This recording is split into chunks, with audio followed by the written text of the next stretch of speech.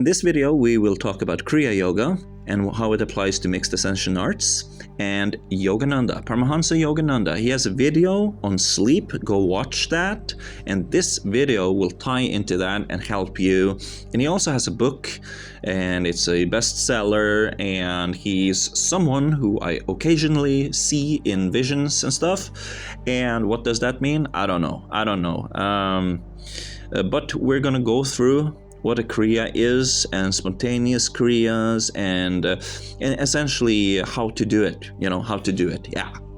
So a very common practice in all kinds of meditations is to imagine some kind of light of energy going into your body and healing you. This is very, very common visualization practice in all disciplines.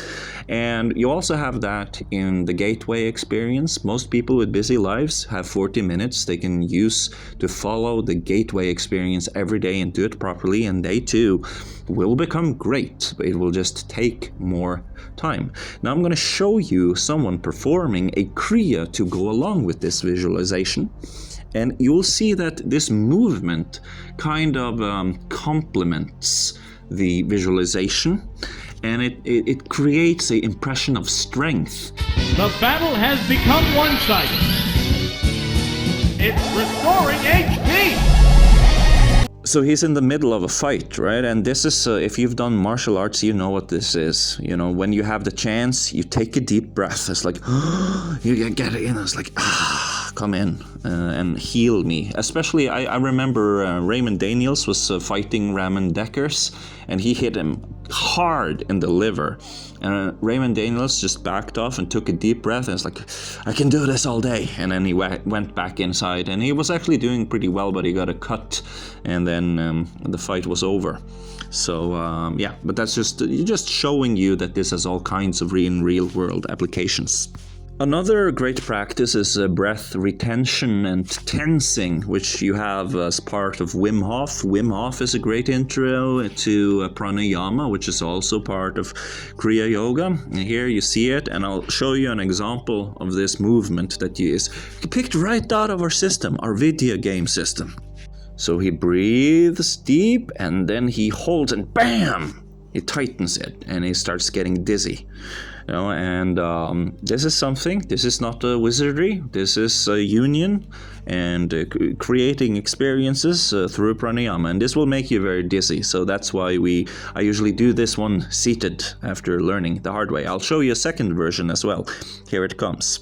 Faces the Elite Four. The first opponent is... Did you catch that? It's like da da da da da da da da, ba da da da da da da da. You know, so he has perfected it, so he can go very quickly. So the first thing he does breath retention, and then he activates all his chakras. So even the way he stands when he moves his hands, you'll see that he has a stance that is invoking of protection and guardianship. It's called a guard. One. It's pumped up its special rating. So it's concentrating in its state, or as the announcer says it, he pumped up his special rating. So how do we do that? Well, he uses deprivation, right? Everybody's seen Mewtwo in the floating tank, right? And you can do something similar with just a soft surface, a good cushion for your head. And here you see everything I use, a blindfold, and then you can maybe get some quality headphones and just hear, concentrating on your special state, just being you. And that's why it's called amnesia, because you just forget about everything else, and you just be here. You just enjoy the seclusion and your inner room, right? And I'll show you another one as well. So he has a floating tank too, right? Because he's in here, and you can do something with the duvet that's so that you kind of get the same effect. And then you can be in that state and get in contact, get in touch with yourself, and maybe even try to awaken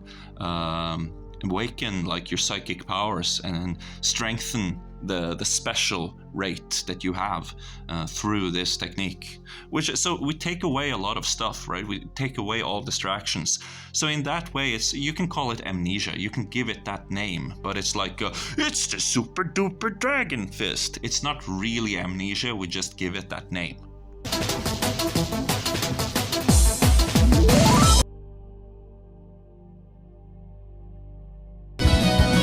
A psychic blast!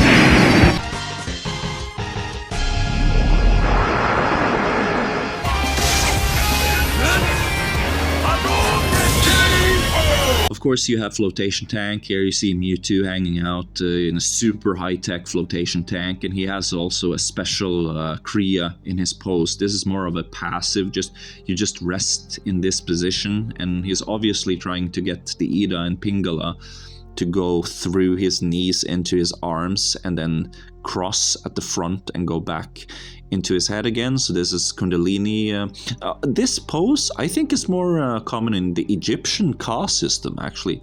Isn't that very Egyptian to do that, like a mummy in a sarcophagus? I think this is Egyptian.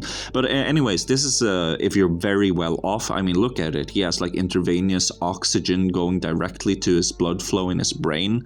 So it's like super deprivated, probably soundproof glass. Not everybody can afford this.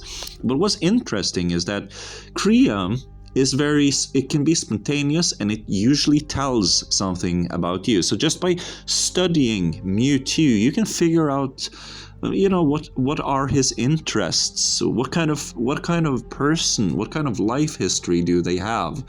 What kind of who do they main in Street Fighter and Tekken? If you just watch somebody performing Kriya, you can just read who they are and their life history just by looking at the way they naturally move. Now we're going to go into Vajra Buddhism, and we're going to look at the Vajra Yogini system. She is, of course, naked. She is, of course, doing a lot of stuff with her body, and we're going to look at that. We're going to look at the way she has her skull cup with blood dripping into her mouth, and she's doing a Karana Mudra. And the Karana Mudra is also reversed in Mr. Dark.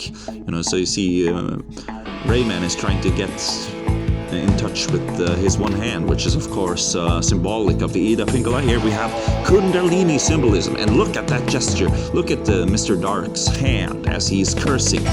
It's a reversed Karana Mudra. Look at his hand when he does it. Now, damn. You saw that? You see that? So he's shooting out Karana Mudra, reversed energy. So a gesture which demons come to possess him. And she's also doing this thing with her other hand. So if you see the hand that she's holding, the cemetery knife. Now we're going to go into the Sephiroth, or I say Sephiroth system. And it's a symbolism that you see repeated in Sephiroth. With this dualism and these two pillars, and you also see it in the tarot, and it's very important symbolism. Even inside the body there are structures that mirror this, and it's about the tailbone, the tailbone and joining, coming to some sort of union with it. And this is also repeated in pop culture. You see here very clear symbolism of wearing the tailbone almost as a helmet or as a armor. And it's a union that leads to some sort of birth, almost, when you look at it. And it's very interesting. I'll give you some examples from my life, okay? So this was the experience I had when I suddenly wake up somewhere and I'm actually there. And we're in a white room, and there are monks in white robes, and everything is white except from a few gold pots with plants inside of them. They're green, of course, but everything was very white. And I'm wearing all white, and I'm sitting in a special chair, and they take up, my pants like this. They do it. And as I'm looking at these, it's like, these are kind of like cats, I think to myself. And they stand in front of me, and they go down on their knees, and it's like, these people are kind of like cats. These are cats. And then their forehead gets this pattern that is the same pattern that are on a cat's forehead. I'm just looking at him. It's like, you're a cat. You have this from a cat. And then they do this on my knees, like the cat would do, right? And when their forehead touches my knees, a screen came out of the chair, and I look at it, and it has like yantras that are the yantra is a map of something that is seen from above. From that kind of understanding, I started getting these things, so this is the yantra. This is one of those flower yantras, but it's seen from ground level, and you see they're kind of inside the body. Yeah, do you understand? They're inside the body. Here you have a passive kriya. That means that you're not doing anything with your hands. Why am I sitting like this? Because I want to move the Ida and Pingala, so I have my hands, so that it's like, it's gonna help direct the energy, right? How I see these yantras is I use my SAD lamp, and I blink my eyes, and I see all kinds of stuff. And it comes in different phases, and of course the beginning phase is that you don't see anything at all. You just look at it, and you relax, and it's healthy for you, and you feel good about it. Because, you're doing this, you're getting energy in the morning, and you're getting light. It's good, it helps me wake up.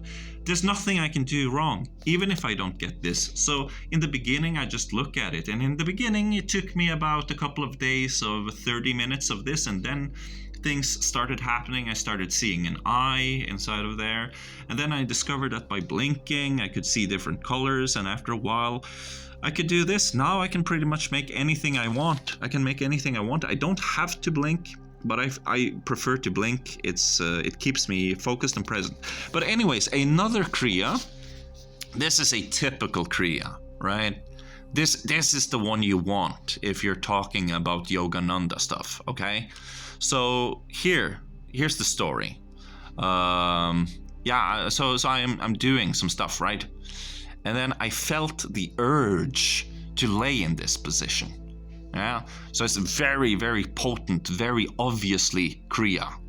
I felt the urge, and then I kind of, this feels good. And then I felt the urge to just say, some.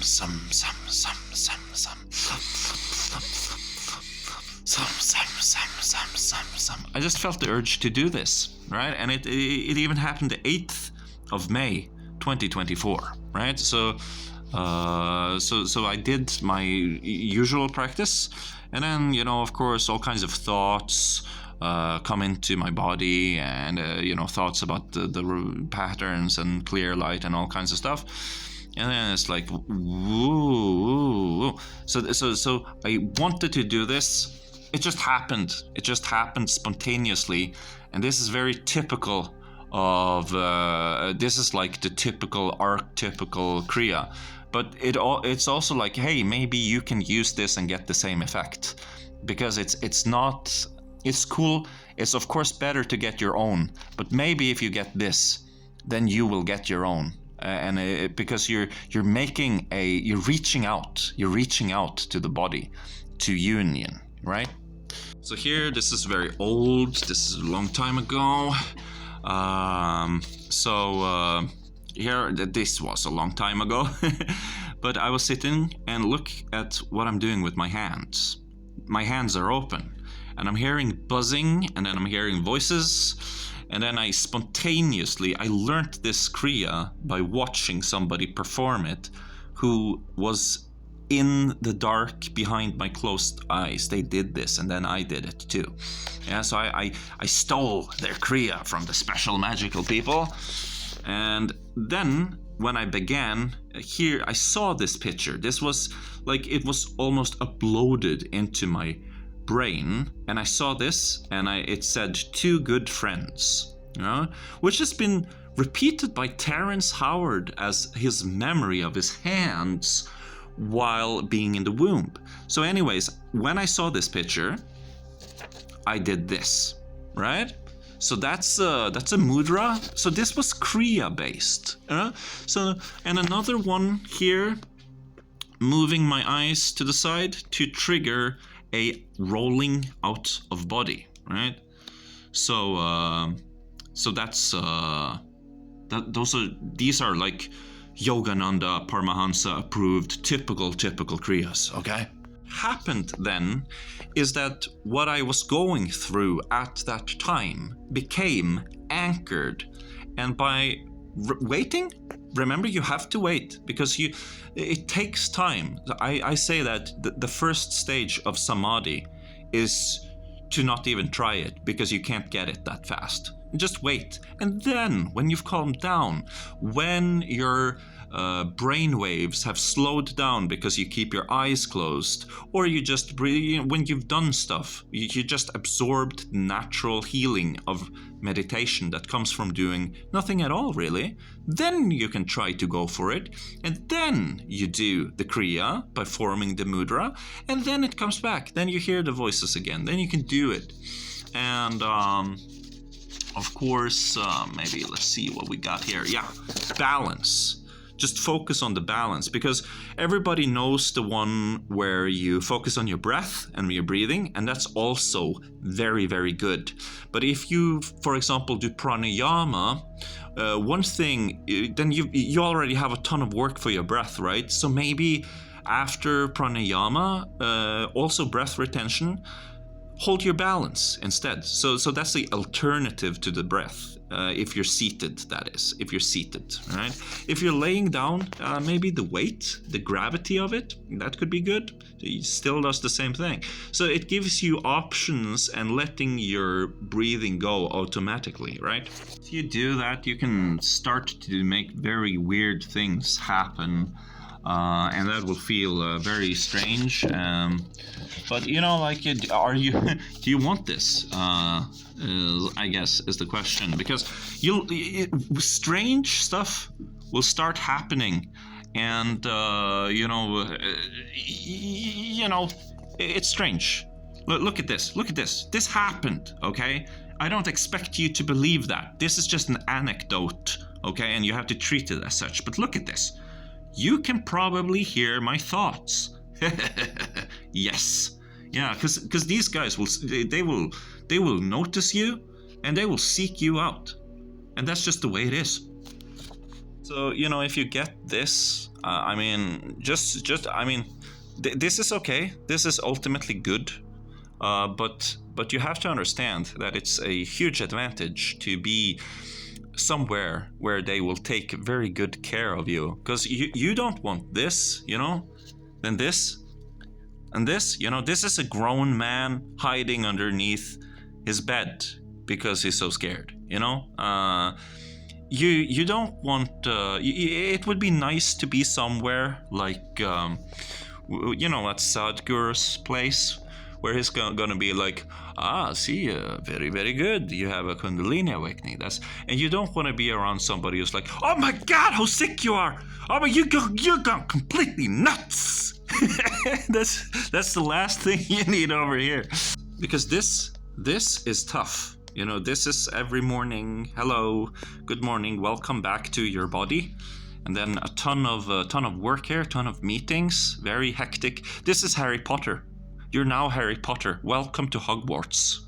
With this understanding, we're gonna bring it back to Yogananda, because he has a great throat chakra, Vishuddhi. Because he has good transcriber, great tone, great amplifier, and great sheath, I think. And the reason he has this is because he likes poetry. And so through reading a lot of poetry, he develops this skill naturally without putting in any effort. He just applies himself to how he naturally is and what he gravitates towards.